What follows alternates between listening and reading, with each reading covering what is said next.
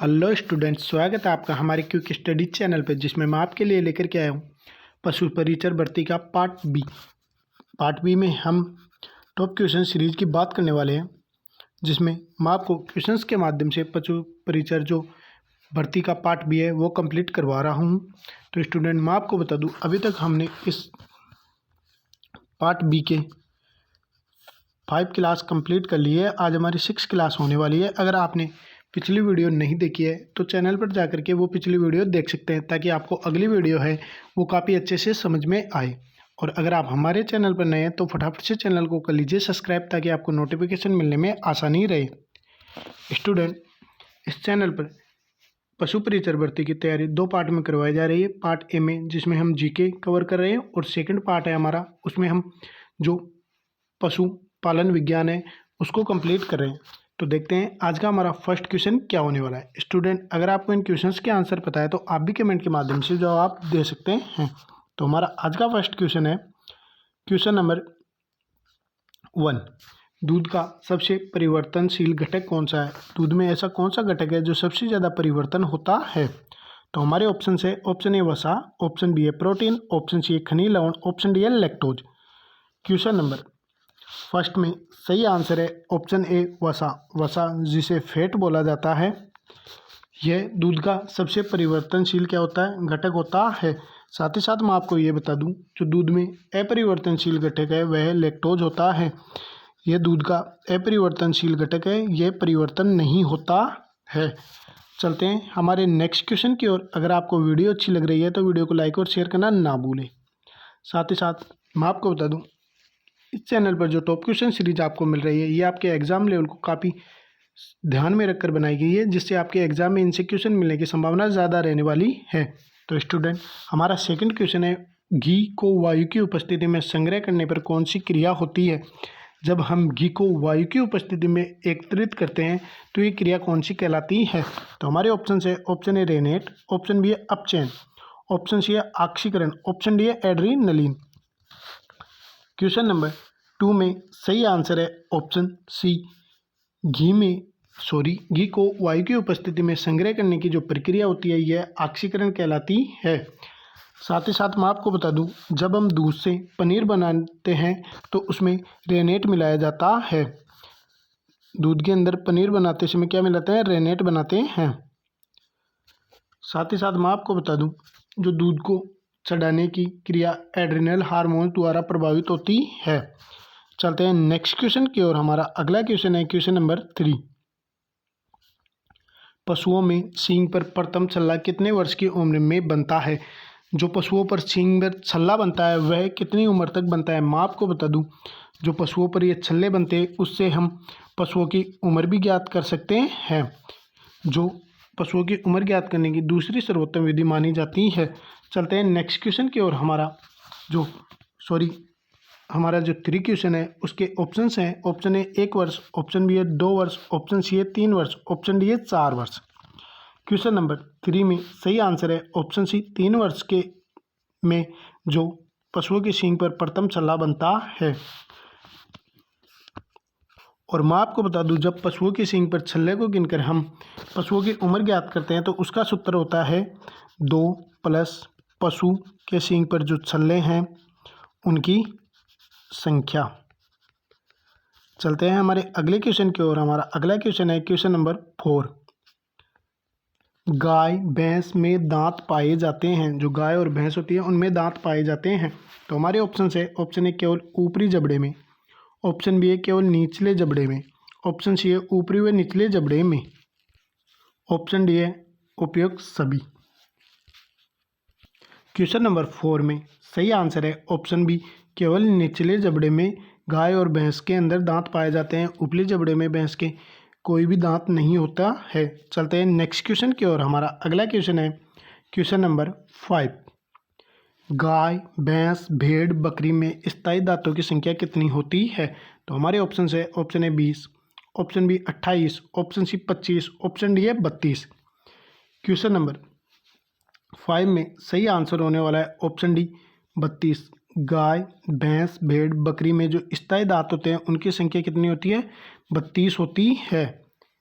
चलते हैं next question की ओर। उससे पहले मैं आपको बता दूं, जो स्थायी धातु का सूत्र होता है वह है I/आई plus C/C plus PM/PM plus M/M।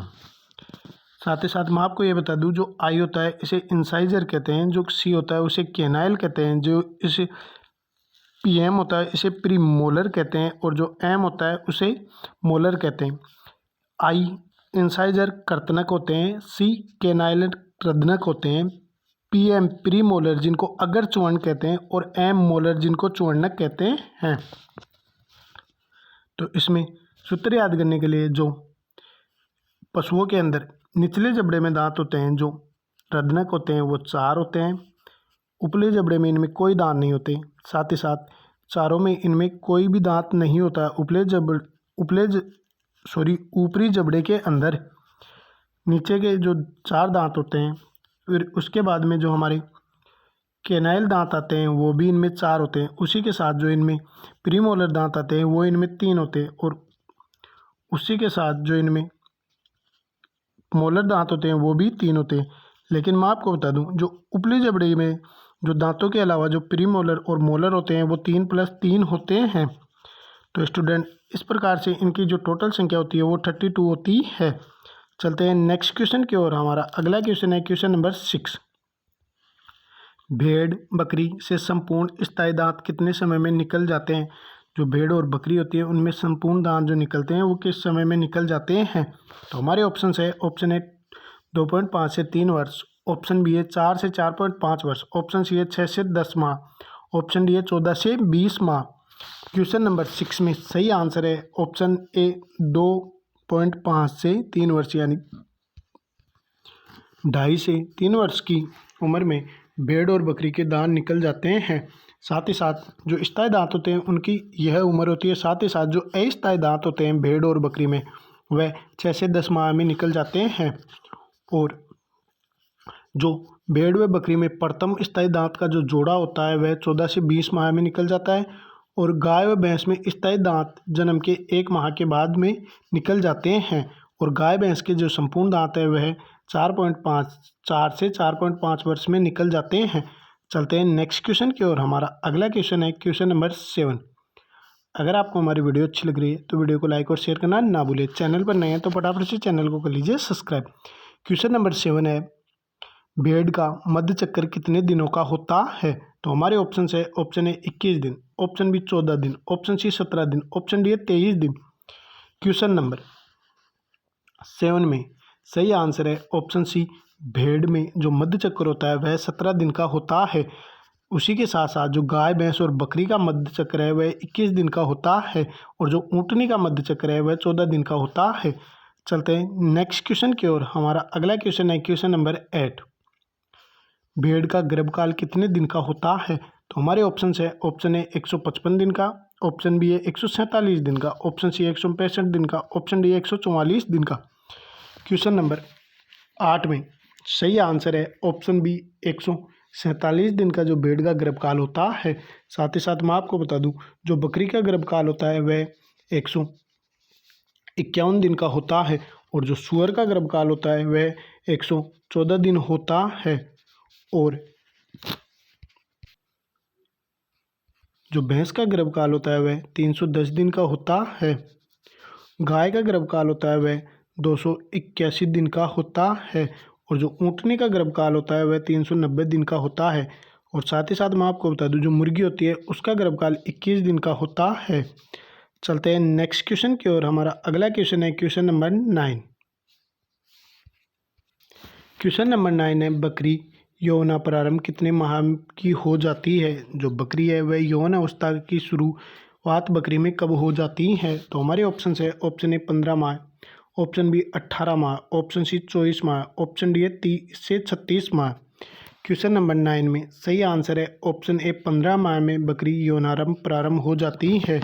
उसी के साथ साथ मैं आपको बता दूं, जो 18 माह है ये विदेशी गाय में यौनारंभ प्रारंभ की अवस्था है, और जो देसी गाय है उसके अंदर 24 माह में यौनारंभ हो जाता है। और जो भैंस है उसके अंदर 30 से 36 माह में, साथ ही साथ जो भेड़ है उसके अंदर 12 से 18 माह में यौन अवस्था शुरू हो जाती है। और जो ऊँट है उसके अंदर 36 से लेकर 48 माह में यौन अवस्था शुरू हो जाती है। चलते हैं नेक्स्ट क्वेश्चन की ओर। हमारा अगला क्वेश्चन है क्वेश्चन नंबर 10। भैंस की नाड़ी गति कितनी होती है? तो हमारे ऑप्शन है, ऑप्शन ए 40 से 50, ऑप्शन बी है 40 से 45, ऑप्शन सी है 70 से 80, ऑप्शन डी है 28 से 32। क्वेश्चन नंबर 10 में सही आंसर है ऑप्शन बी 40 से 45, जो कि भैंस की नाड़ी गति होती है।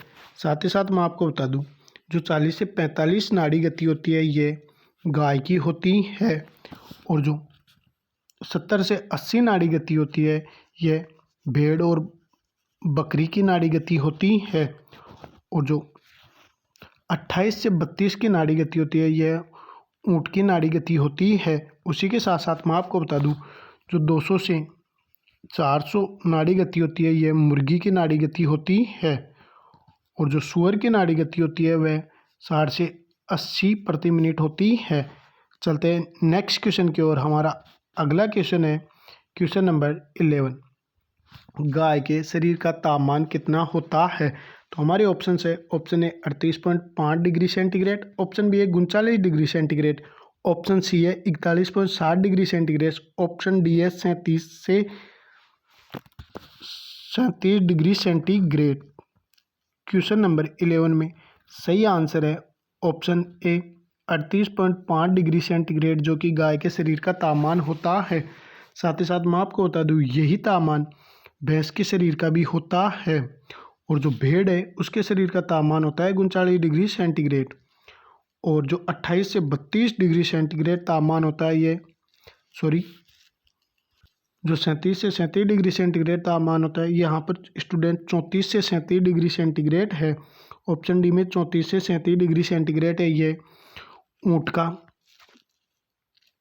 शरीर का तापमान होता है, और जो 41.7 डिग्री सेंटीग्रेड है ये मुर्गी के शरीर का तापमान होता है, और जो 39 डिग्री सेंटीग्रेड है यह है जो 39.2 सेंटीग्रेड जो कि सूअर के शरीर का तापमान होता है।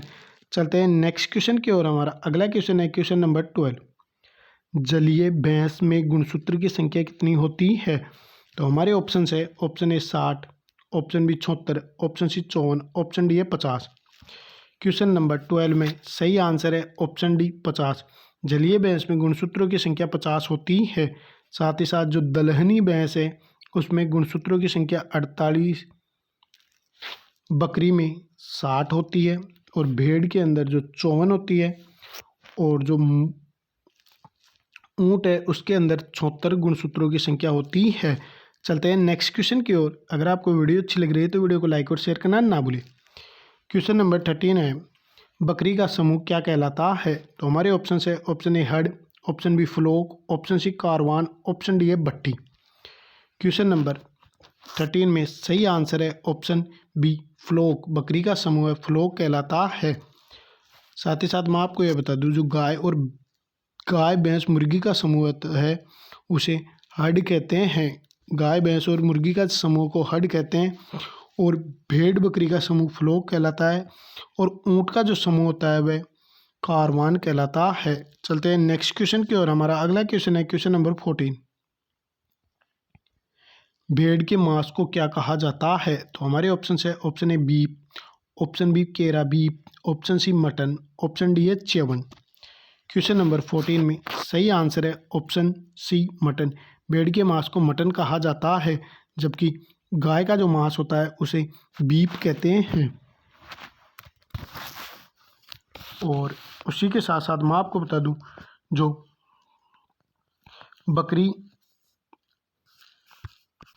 बकरी का मांस होता है उसे च्यवन कहा जाता है। जो सूअर का मांस होता है उसे पोर्क कहते हैं, और जो बछड़े का मांस होता है उसे व्हील कहा जाता है। चलते हैं नेक्स्ट क्वेश्चन की ओर। हमारा अगला क्वेश्चन है क्वेश्चन नंबर 15। भेड़ के बच्चा देने की क्रिया क्या कहलाती है? तो हमारे ऑप्शन है, option A calving, option B kidding, option C lambing, option D है फेरोविंग। क्वेश्चन नंबर 15 में सही आंसर है ऑप्शन सी लेबिंग। लेबिंग जो कि भेड़ के बच्चा देने की प्रक्रिया कहलाती है।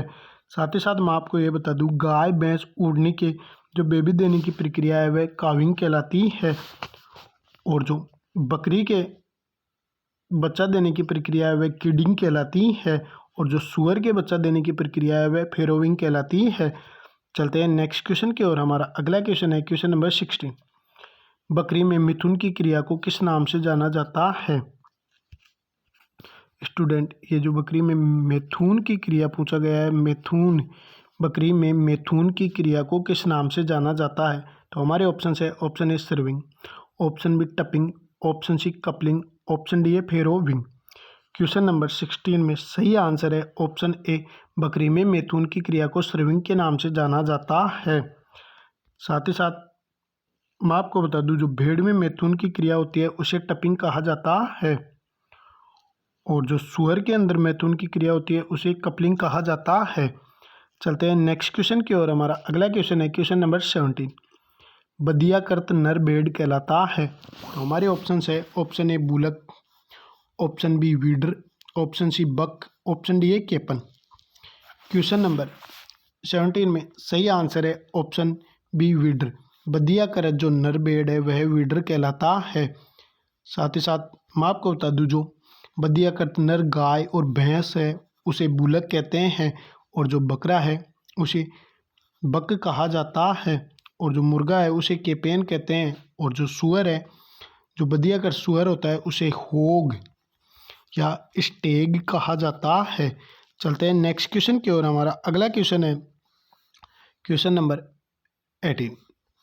भेड़ के प्रौढ़ नर को क्या कहा जाता है? तो हमारे ऑप्शन है, option A ewe, option B doe, option C ram, option D है कॉर्क। क्वेश्चन नंबर 18 में सही आंसर है ऑप्शन सी रेम। भेड़ के जो प्रौढ़ नर होते हैं उन्हें रेम कहा जाता है। साथ ही साथ मैं आपको बता दूं, जो बकरे के प्रौढ़ नर है उनको बक कहा जाता है, और जो मुर्गे का प्रौढ़ नर होता है उसे कॉर्क कहा जाता है, और जो सुअर का जो प्रौढ़ नर होता है उसे बोवर कहा जाता है। साथ ही साथ जो मादा भेड़ होती है, जो बुजुर्ग होती है उसे ईव, और जो बकरी की बुजुर्ग नर वो मादा होती है उसे डोई कहा जाता है, और जो मुर्गी की जो बुजुर्ग मादा होती है उसे हैन कहा जाता है। चलते हैं नेक्स्ट क्वेश्चन की ओर। हमारा अगला क्वेश्चन है क्वेश्चन नंबर 19। ऊँट की श्वसन गति प्रति मिनट कितनी होती है? तो हमारे ऑप्शन है, ऑप्शन ए 20 से 25 प्रति मिनट, ऑप्शन बी है 16 से 18 प्रति मिनट, ऑप्शन सी है 12 से 20 प्रति मिनट, ऑप्शन डी है 5 से 7 प्रति मिनट। क्वेश्चन नंबर 19 में सही आंसर है ऑप्शन डी, 5 से 7 प्रति मिनट ऊँट की श्वसन गति होती है। साथ ही साथ मैं आपको बता दूं, जो 20 से 25 मिनट श्वसन गति होती है यह गाय की होती है, और जो भैंस की प्रति मिनट गति होती है वह 16 से 18 होती है, और जो भेड़ बकरी होती है वह 12 से 20 होती है। स्टूडेंट, मैं आपको श्वसन गति प्रति मिनट की एक साधारण सी जानकारी ये बता देता हूँ कि जितने बड़े जानवर होते हैं उनमें श्वसन दर धीमी होती है, और जितने छोटे जानवर होते हैं उनमें श्वसन दर तेज होती है। चलते हैं नेक्स्ट क्वेश्चन की ओर। हमारा अगला क्वेश्चन है क्वेश्चन नंबर 20। भारत में सर्वाधिक बकरी की संख्या वाला राज्य है? तो हमारे ऑप्शन है, option A Rajasthan, option B Uttar Pradesh, option C Paschim Bengal, option D है तेलंगाना। क्वेश्चन नंबर 20 में सही आंसर है ऑप्शन ए, भारत में सर्वाधिक बकरी वाला राज्य राजस्थान है, और ये जो सर्वाधिक बकरियों की संख्या है ये 20वीं जनगणना के अनुसार है। साथ ही साथ भारत में सर्वाधिक बकरियों के साथ साथ गोवंश वाला भी प्रथम स्थान पर राजस्थान है। चलते हैं नेक्स्ट क्वेश्चन की ओर। हमारा अगला क्वेश्चन है क्वेश्चन नंबर 21। 20वीं पशु गणना के अनुसार राजस्थान में कुल पशुओं की संख्या है? तो हमारे ऑप्शन है, option A 6.50 crore, option B है 5.68 करोड़, ऑप्शन सी है 4.50 करोड़, ऑप्शन डी है 5.25 करोड़। क्वेश्चन नंबर 21 में सही आंसर है ऑप्शन बी 5.68 करोड़ 20वीं पशु गणना के अनुसार राजस्थान में कुल पशुओं की संख्या है। साथ ही साथ मैं आपको यह बता दूं, जो 5.68 करोड़ के अंदर सर्वाधिक जो पशुधन है वह बकरी है और इनकी संख्या 2.8 करोड़ है। और उसी के साथ साथ जो सबसे कम पशुधन है वह ऊँट है, इनकी संख्या 2.13 लाख है। स्टूडेंट, अगर आपको हमारी वीडियो अच्छी लग रही है तो वीडियो को लाइक और अपने फ्रेंड्स को शेयर करना ना भूलें। इस चैनल पर आपको पशु परिचय के पार्ट बी की टॉप क्वेश्चन सीरीज करवाई जा रही है, जिसके माध्यम से आप अपनी तैयारी का काफ़ी शानदार तरीके से आकलन कर सकते हैं। तो चलते हैं नेक्स्ट क्वेश्चन की ओर। हमारा अगला क्वेश्चन है क्वेश्चन नंबर 22। जुगाली जिसे रोमंथी करने वाले पशुओं में पेट कितने भागों में विभक्त होता है? जुगाली जिसे रोमंथी भी कहते हैं करने वाले पशुओं में पेटों के भागों की हमसे संख्या पूछी है। तो हमारे ऑप्शन है option A 2, option B 3, option C है 4, ऑप्शन डी है 5। क्वेश्चन नंबर 22 में सही आंसर होने वाला है ऑप्शन सी 4। जो जुगाली जिसे रोमंथी भी कहा जाता है करने वाले पशुओं में पेट के जो भाग होते हैं वह 4 भागों में विभाजित होता है। साथ ही साथ मैं आपको यह बता दूं, जो ऊँट होता है उसका जो पेट होता है वह 3 भागों में विभाजित होता है। ऊँट में जो चौथा भाग होता है, वैसे ऊँट भी जुगाली करने वाला होता है, लेकिन इसमें ओमेजम जो चौथा भाग होता है यह अनुपस्थित होता है। और जो इनका पेट में जो अंतिम भाग होता है इसे एबोमेजम कहा जाता है। चलते हैं नेक्स्ट क्वेश्चन की ओर। हमारा अगला क्वेश्चन है क्वेश्चन नंबर 23। पशुओं में पीका बीमारी का कारण है। तो हमारे ऑप्शन है ऑप्शन ए कैल्शियम की कमी, ऑप्शन बी फास्फोरस की कमी, ऑप्शन सी जिंक की कमी, ऑप्शन डी लोहे की कमी। क्वेश्चन नंबर 23 में सही आंसर है ऑप्शन बी फास्फोरस की कमी। जो पशुओं में पीका बीमारी का कारण है वह फास्फोरस की कमी के कारण होता है। साथ ही साथ मैं आपको बता दूं, साथ ही साथ जब पशुओं में फास्फोरस की कमी हो जाती है तो पशु सूखी लकड़ी और मिट्टी आदि को खाने लग जाता है और दूध में विटामिन सी और लौह तत्वों की कमी हो जाती है। चलते हैं नेक्स्ट क्वेश्चन की ओर। हमारा अगला क्वेश्चन है क्वेश्चन नंबर 24। 100 kg शरीर भार पर गाय को कितना शुष्क पदार्थ प्रतिदिन दिया जाता है? हमारे ऑप्शन है option A 2.5 kg, option B 3 kg, option C है 3.5 kg, ऑप्शन डी है 5 kg। क्वेश्चन नंबर 24 का सही आंसर है ऑप्शन ए 2.5 kg, जो कि 100 kg शरीर भार पर गाय को शुष्क पदार्थ दिया जाता है। साथ ही साथ मैं आपको बता दूं, जो भैंस होती है उसके 100 kg भार पर 3 kg शुष्क पदार्थ दिया जाता है। और जो बछिया बैल या सांड होता है उसके 100 kg भार पर 2.5 kg शुष्क पदार्थ दिया जाता है। चलते हैं नेक्स्ट क्वेश्चन की ओर। हमारा अगला क्वेश्चन है क्वेश्चन नंबर 25। बधियाकरण के लिए उपयुक्त यंत्र है। बधियाकरण के लिए जो उपयुक्त यंत्र है उसके बारे में हमसे पूछा है। तो हमारे ऑप्शन से बर्डी, जोका, स्टेरेटर, ऑप्शन बी है इलास्टेरेटर, ऑप्शन सी है ए व बी दोनों, ऑप्शन डी है इनमें से कोई नहीं। क्वेश्चन नंबर 25 में सही आंसर है ऑप्शन सी ए व बी दोनों। बधियाकरण के लिए बर्डी, जोका, स्टेटर भी उपयुक्त यंत्र है और इलास्टेटर भी उपयुक्त यंत्र है। साथ ही साथ मैं आपको बता दूं, जो बछड़ा होता है उसको जो बधियाकरण किया जाता है तो उसकी उपयुक्त आयु जो होती है वह 8 से 10 सप्ताह की होती है। और जो भेड़ बकरी के बच्चे होते हैं उनका जो बधियाकरण किया जाता है उनकी उपयुक्त आयु 2 सप्ताह की होती है। और जो सूअर में यह आयु होती है वह 1 सप्ताह की होती है। चलते हैं नेक्स्ट क्वेश्चन की ओर। हमारा अगला क्वेश्चन है क्वेश्चन नंबर 26। भारत में साइलेज बनाने की उपयुक्त विधि है। तो हमारे ऑप्शन है option A trench silo, option B है पिट साइलो, ऑप्शन सी है ए व बी दोनों, ऑप्शन डी है हिपको। क्वेश्चन नंबर 26 में सही आंसर है ऑप्शन सी ए व बी दोनों। भारत में जो साइलेज बनाने की उपयुक्त विधि है वह ट्रेंच साइलो भी है और पिट साइलो भी है। साथ ही साथ मैं आपको ये बता दूं, जो साइलेज है इसको बनाने के लिए जो फसल की कटाई होती है वह फूल आने से पहले की जाती है, क्योंकि अगर फूल आने से पहले फसल की कटाई करेंगे तो उसमें क्या पाया जाता है, सर्वाधिक मात्रा में कार्बोहाइड्रेट पाया जाता है। और साथ ही साथ मैं आपको बता दूं, जो साइलेज है उसकी पीएच मान होती है वह 3.2 से 4.2 होती है।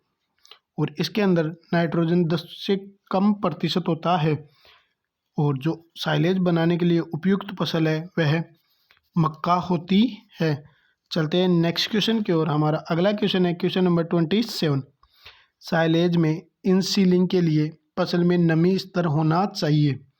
तो हमारे ऑप्शन है ऑप्शन ए 65% से कम, ऑप्शन बी 65% से अधिक, ऑप्शन सी 70% से कम, ऑप्शन डी है 85% से कम। क्वेश्चन नंबर 27 में सही आंसर है ऑप्शन ए 65% से कम साइलेज में इन सीलिंग के लिए फसल में नमी स्तर होना चाहिए। साथ ही साथ मैं आपको बता दूं जो इन सीलिंग प्रोसेस है इसके अंदर जो O2 स्तर होता है ये कम और जो CO2 स्तर होता है इसको बढ़ा देता है। और इसके कारण इसका जो तापमान है ये 55 डिग्री सेंटीग्रेड बढ़ जाता है। और इसके कारण कार्बोहाइड्रेट का अपघटन शुरू हो जाता है जिससे लैक्टिक अम्ल 85%, एसिटिक अम्ल, ब्यूटारिक अम्ल, इथेनॉल अम्ल का क्या होता है निर्माण होता है। चलते हैं नेक्स्ट क्वेश्चन की ओर। हमारा अगला क्वेश्चन है क्वेश्चन नंबर 28। पशुओं में चिन्हित करने की सबसे उत्तम विधि है। तो हमारे ऑप्शन है option A tagging, option B गोदना, ऑप्शन सी है ब्रोडिंग, ऑप्शन डी है कान काटना। क्वेश्चन नंबर 28 में सही आंसर है ऑप्शन ए टैंगिंग। टैंगिंग जो कि पशुओं में चिन्हित करने की सबसे उपयुक्त विधि है। और इस विधि से पक्षियों, भेड़, बकरियों, भैंस में ट्रेनिंग की जाती है। और जो कान काटना है ये सुअर, भेड़, बकरी में प्रचलित है। चलते हैं नेक्स्ट क्वेश्चन की ओर। हमारा अगला क्वेश्चन है क्वेश्चन नंबर 29। पशुओं में आयु निर्धारण की सर्वश्रेष्ठ विधि है। तो हमारे ऑप्शन है ऑप्शन ए सींगों द्वारा, ऑप्शन बी दांतों द्वारा, ऑप्शन सी है खुरों द्वारा, ऑप्शन डी है शरीर की बनावट के आधार पर। क्वेश्चन नंबर 29 में सही आंसर है ऑप्शन बी दांतों द्वारा पशुओं में आयु निर्धारण की सर्वश्रेष्ठ विधि है। साथ ही साथ उसके बाद में जो विधि आती है यह सींगों द्वारा। सींगों पर बने छल्ले उसमें +2 ऐड कर देते हैं, उससे जो पशुओं की आयु ज्ञात होती है यह दूसरी उपयुक्त विधि है। चलते हैं नेक्स्ट क्वेश्चन की ओर। हमारा अगला क्वेश्चन है क्वेश्चन नंबर 30। स्किम्ड दूध में वसा व SNM प्रतिशत होता है। तो हमारे ऑप्शन है ऑप्शन ए 1.5% और 9%, ऑप्शन बी 3% और 8.5%, ऑप्शन सी है 0.5% और 8.7%, ऑप्शन डी है 6 व 9%। क्वेश्चन नंबर 30 में सही आंसर है ऑप्शन सी 0.5% जो तो स्किम दूध में वसा होती है, 8.7% इसका SNF होता है। चलते हैं नेक्स्ट क्वेश्चन की ओर। हमारा अगला क्वेश्चन है क्वेश्चन नंबर 31। संपूर्ण दूध पाउडर में प्रोटीन कितने प्रतिशत होता है। तो हमारे ऑप्शन है ऑप्शन ए 3.5%, ऑप्शन बी है 27.5%, ऑप्शन सी है 26.5%, ऑप्शन डी है 52.3%। क्वेश्चन नंबर 31 में सही आंसर है जो संपूर्ण दूध होता है उसके अंदर 26.5% पाउडर प्रोटीन प्रतिशत होता है। साथ ही साथ मैं आपको बता दूं संपूर्ण दूध में पाउडर में नमी होती है वह 3.5% होती है, वसा होती है वह 27.5% होती है। चलते हैं नेक्स्ट क्वेश्चन की ओर। हमारा अगला क्वेश्चन है क्वेश्चन नंबर 32। स्किम दूध पाउडर में लैक्टोज की मात्रा होती है। तो हमारे ऑप्शन है option A 3.5%, option B 0.8%, option C है 35.4%, ऑप्शन डी है 52.3%। क्वेश्चन नंबर 32 में सही आंसर है ऑप्शन डी 52.3% स्किम दूध में के पाउडर में लैक्टोज की मात्रा होती है। साथ ही साथ इसमें जो नमी होती है वह 3.5% होती है, वसा 8% होती है। चलते हैं नेक्स्ट क्वेश्चन की ओर। हमारा अगला क्वेश्चन है क्वेश्चन नंबर 33। सर्दियों में दही जमाने के लिए स्टार्टर जामन की मात्रा कितने प्रतिशत होती है। तो हमारे ऑप्शन है option A 1%, option B 2%, option C 3%, option D 0.5%। 33 question में सही आंसर है ऑप्शन सी 3%, जो कि सर्दियों में जामन की जो मात्रा होती है वह 3% होती है। चलते हैं नेक्स्ट क्वेश्चन की ओर। हमारा अगला क्वेश्चन है क्वेश्चन नंबर 34। दूध में कैल्शियम की मात्रा होती है। तो हमारे ऑप्शन है ऑप्शन ए 0.7 से 1%, ऑप्शन बी 4.6 से 5.2%, ऑप्शन सी 0.09 से 0.11%, ऑप्शन डी 0.12 से 0.14%। क्वेश्चन नंबर 34 में सही आंसर है ऑप्शन डी 0.12 से 0.14%। चलते हैं नेक्स्ट क्वेश्चन की ओर। हमारा अगला क्वेश्चन है क्वेश्चन नंबर 35। टेबल क्रीम में वसा की मात्रा कितनी होती है? तो हमारे ऑप्शन है, ऑप्शन ए 18 से 25%, ऑप्शन बी है 25 से 45%, ऑप्शन सी है 45 से 65%, ऑप्शन डी है 65 से 85%। क्वेश्चन नंबर 35 में सही आंसर है ऑप्शन ए 18 से 25% टेबल क्रीम में वसा की प्रतिशत होती है। और साथ ही साथ मैं आपको ये बता दूं, जो क्रीम में वसा की मात्रा होती है वह ठोस क्रीम में जो वसा की मात्रा होती है वह 45 से 65% होती है। चलते हैं नेक्स्ट क्वेश्चन की ओर। हमारा अगला क्वेश्चन है क्वेश्चन नंबर 36। दूध की वसा का परीक्षण किया जाता है। तो हमारे ऑप्शन है, ऑप्शन ए गर्बर विधि द्वारा, ऑप्शन बी है ब्यूटाइरोमीटर द्वारा, ऑप्शन सी है ए व बी दोनों द्वारा, ऑप्शन डी है इलेक्ट्रोमीटर। क्वेश्चन नंबर 36 में सही आंसर है ऑप्शन सी ए व बी दोनों द्वारा। गर्बर विधि द्वारा दूध में वसा परीक्षण किया जाता है और ब्यूटाइरोमीटर द्वारा दूध में वसा परीक्षण किया जाता है। चलते हैं नेक्स्ट क्वेश्चन की ओर। हमारा अगला क्वेश्चन है क्वेश्चन नंबर 37।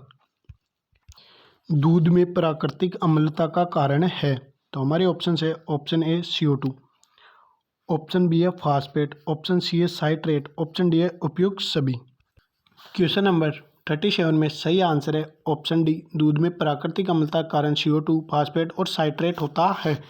चलते हैं नेक्स्ट क्वेश्चन की ओर। हमारा अगला क्वेश्चन है क्वेश्चन नंबर 38। दूध का आपेक्षिक घनत्व ज्ञात करने के लिए उपयुक्त यंत्र है। तो हमारे ऑप्शन है, option A butyrometer, option B lactometer, option C brixmeter, option D hydrometer. Question number 38 में सही आंसर है ऑप्शन बी लैक्टोमीटर। लैक्टोमीटर जो कि दूध में आपेक्षिक घनत्व ज्ञात करने की उपयुक्त विधि है। चलते हैं नेक्स्ट क्वेश्चन की ओर। हमारा अगला क्वेश्चन है क्वेश्चन नंबर 39।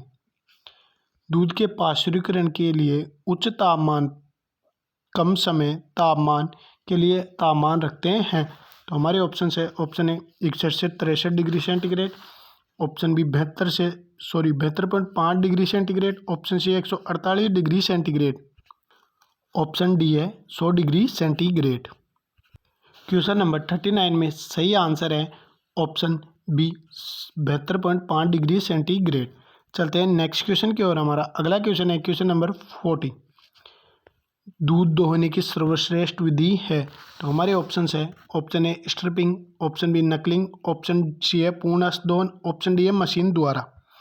क्वेश्चन नंबर 40 में सही आंसर है ऑप्शन सी पूर्णहस्त दोहन द्वारा दूध दोहने की सर्वश्रेष्ठ विधि है। चलते हैं नेक्स्ट क्वेश्चन की ओर। हमारा अगला क्वेश्चन है क्वेश्चन नंबर 41।